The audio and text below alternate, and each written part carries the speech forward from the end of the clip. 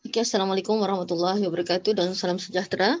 Oke, hari ini pertama kali kita berjumpa di dalam uh, perkongsian mengenai langkah penulisan OPKK. Walau bagaimanapun rakan-rakan guru, OPKK yang saya sampaikan ini bukanlah sesempurna mana. Jika saya mendapat lagi ilmu yang lebih, saya akan tambah baik dari masa ke semasa. Okey, walau bagaimanapun ini adalah yang terkini. Okey, baiklah. Sebenarnya penulisan OPKK ni tidaklah susah sebenarnya. Agak sangat mudah jika kita fahami betul. Okey, standard pembelajaran itu memang kita ambil daripada DSKP. Okey, kita ambil daripada DSKP lah. Okey, jadi maksudnya kita memang kena sentiasa menggunakan DSKP. Jadi untuk contoh yang saya berikan di sini adalah, mari kita tengok bersama-sama. Untuk subjek RBT ya, saya ada contoh untuk subjek RBT. Okey. Jadi di sini kita telah mengambil SP-nya di sini, okey, standard pembelajaran 6.2.3 ini dan 6.2.4. Okey, maksudnya saya ambil dua standard pembelajaran. Okey, kita salin saja. Kemudian objektif pembelajaran ini sebenarnya adalah hasil daripada standard pembelajaran. Cuma dalam penulisan objektif pembelajaran kita mesti ada ABCD. ABCD itu adalah A itu adalah audience, okay? B itu adalah behavior, tingkah laku. C adalah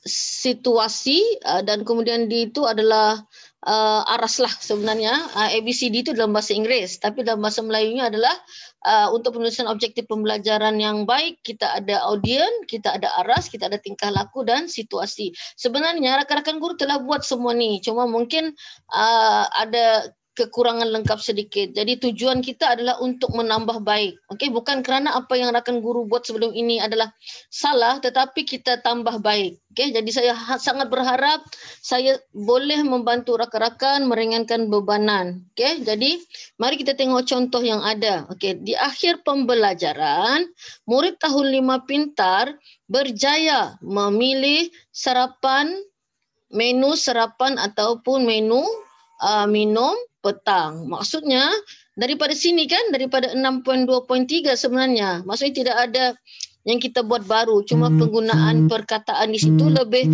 jelas. Maksudnya lebih spesifik. Okay. Kemudian murid tahun 5 pintar berjaya membuat anggaran kos bahan yang dipilih dengan betul. Jadi kita tengok di sini murid tahun 5 pintar adalah audien. Okey, membuat anggaran tingkah laku. Kemudian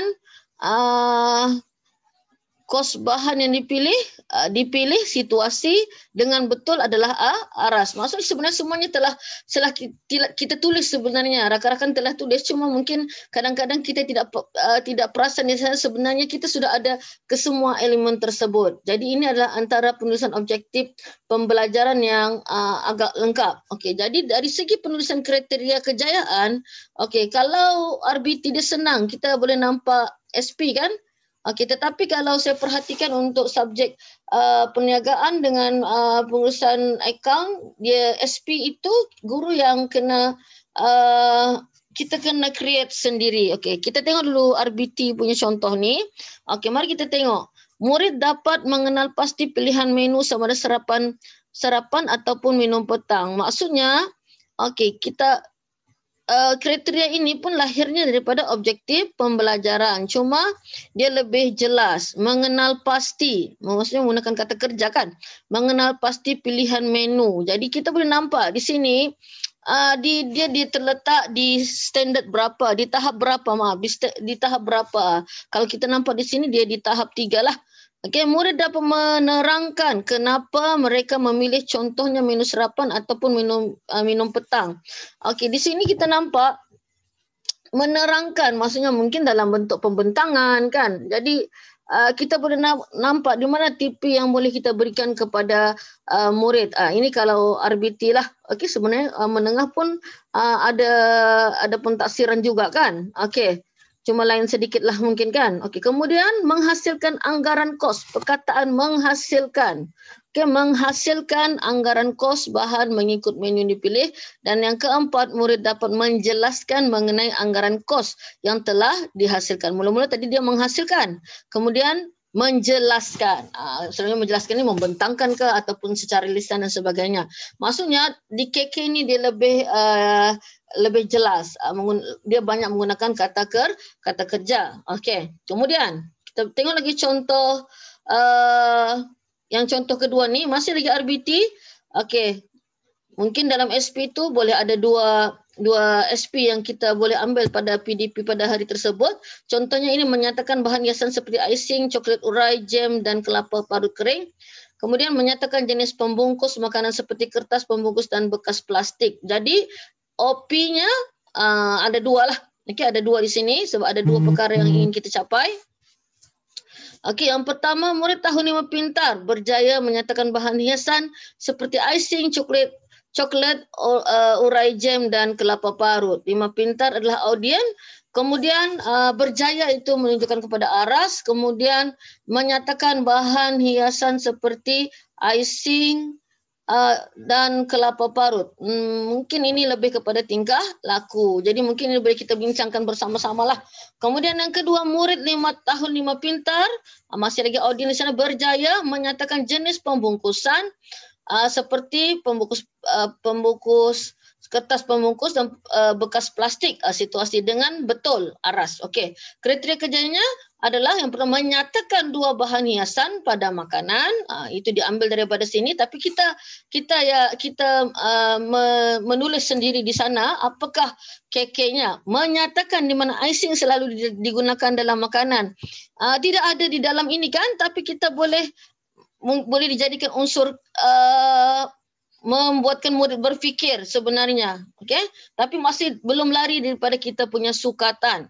Kemudian yang ketiga menuliskan dua jenis pembungkus makanan. Okey, dan yang keempat mana yang lebih baik untuk alam sekitar, pembungkus kertas ataupun bekas plastik. Ini pun tidak ada diminta di dalam ni tetapi kita boleh jadikan sebagai KK kita juga kerana di sana ada berbentuk kebat. Kebat maksudnya murid berfikir mana yang lebih baik. Okey.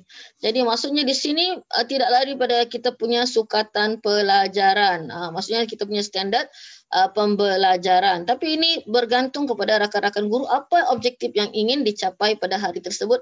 Apa kejayaan yang kita ingin berikan kepada murid pada hari tersebut berdasarkan objektif pembelajaran. Okey. Jadi contoh seterusnya adalah perniagaan. Okey, perniagaan. Okey, kita ambil SK-nya. Ini perniagaan saya tulis daripada SK. Okey, SK iaitu tujuan perniagaan dan pemilikan perniagaan. Kemudian SP-nya, okey, kita ambil di sini menerangkan tujuan perniagaan. Jadi apa yang punya objektif pembelajaran? Okey, kita akan ambil daripada SP di akhir pembelajaran. Murid tingkatan 4 alpha audience, maksudnya 4 alpha adalah audience berjaya aras menyebutkan dan menerangkan tujuan perniagaan. Nampak tu? Tujuan perniagaan. Kita ambil daripada, maksudnya objektif ini kita ambil daripada SP. Okey, jadi KK-nya untuk perniagaan dengan prinsip akaun, kalau tadi kita nampak RBT kan ada SP di sini, tetapi kita tidak ada. Jadi maksudnya kita boleh menulis apa yang ingin kita capai berdasarkan objektif pembelajaran ini. Contohnya, murid dapat, okey, kita di sana kita tahu ada 1, 2, 3, 4, 5 tujuan perniagaan. Jadi menuliskan 5 tujuan perniagaan, maksudnya jelas apa yang murid kena buat. Specific, maksudnya jelas apa yang murid kena capai. Kemudian murid dapat menerangkan apakah tujuan perniagaan. Jadi mungkin boleh buat dalam bentuk aktiviti berkumpulan, pembentangan. Jadi maksudnya dia kembali kepada KK itu kembali juga kepada OP, itu objektif pembelajaran yang ingin dicapai. Cuma KK ini dia lebih jelas menuliskan 5 contohnya. Murid dapat menerangkan, maksudnya kata kerja. Okey, kata kerja. Jadi di objektif ni ada dia kena ada sifat maksudnya objektif yang baik, ada audien. ada aras, ada tingkah laku dan ada situasi. Okey, kita teruskan lagi. Okey, sebenarnya inilah nota lah kiranya kan, macam mana kita menulis objektif pembelajaran. ABC itu sebenarnya adalah audien adalah untuk murid, tingkah laku adalah yang mesti boleh diukur, diperhati, kata kerja, faham, menghargai, mengingat. Okey. Kemudian situasi apa yang akan guru cadangkan. Contohnya murid digunakan untuk melengkapkan arahan diberi. Apa alatan yang boleh diakses oleh murid seperti kalkulator, peta, nota dan lain-lain. Dan aras merujuk kepada maksudnya pencapaian murid tersebutlah. Okey, dan perkara yang paling penting dalam penulisan objektif pembelajaran of course lah di SKP kita lah. Maksudnya di SKP inilah yang akan menjadi kitab kepada kita. Jadi yang tadi saya tunjukkan contoh terlebih dahulu kan, dan ini sebenarnya adalah cara-cara menghasilkan objektif pembelajaran yang baik. Okey, walau bagaimanapun saya pun serba kekurangan, saya pun masih menuntut ilmu. Jika sekiranya ada kekurangan di dalam bengkel saya sini, saya akan tambah baik, sentiasa akan tambah baik insya-Allah. Okey, jadi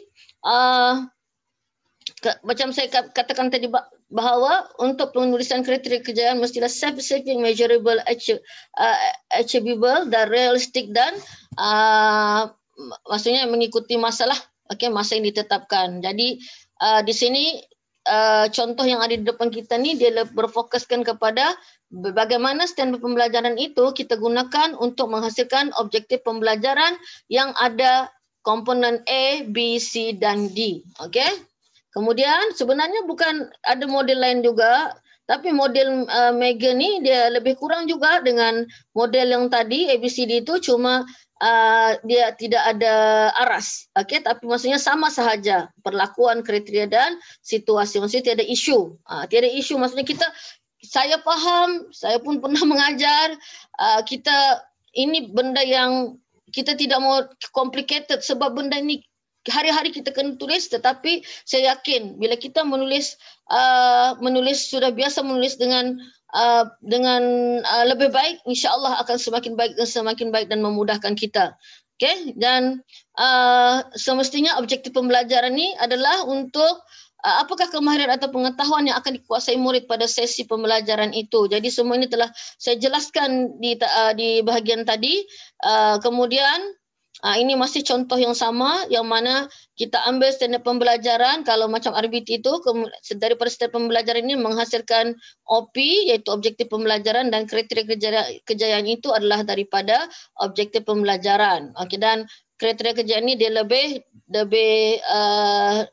jelas dan nyata. Okey.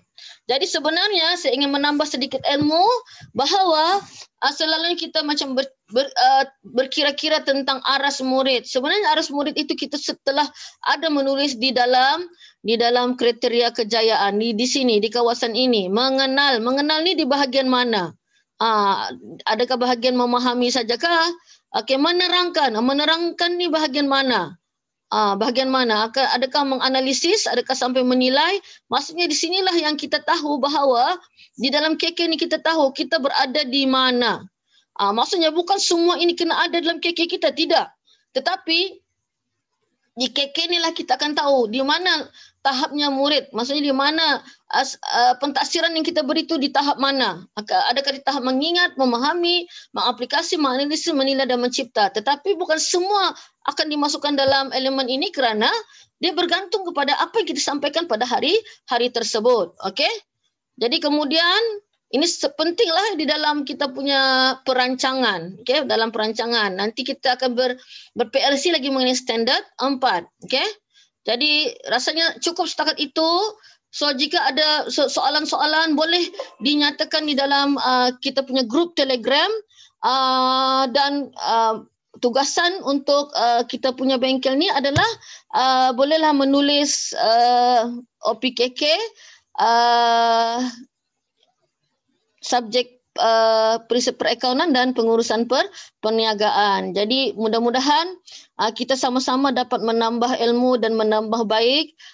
Sesungguhnya semua kebaikan daripada Allah Subhanahu Wa Taala, dan saya serba kekurangan yang ingin masih belajar dan ingin sangat membantu rakan-rakan guru daripada Unity Vet. Terima kasih di atas perhatian, terima kasih di atas kesudian untuk bersama-sama kita meningkatkan lagi kualiti PDPC di bawah Unit Tibet Wilayah Persekutuan Labuan. Kita berjumpa lagi sesi yang lain.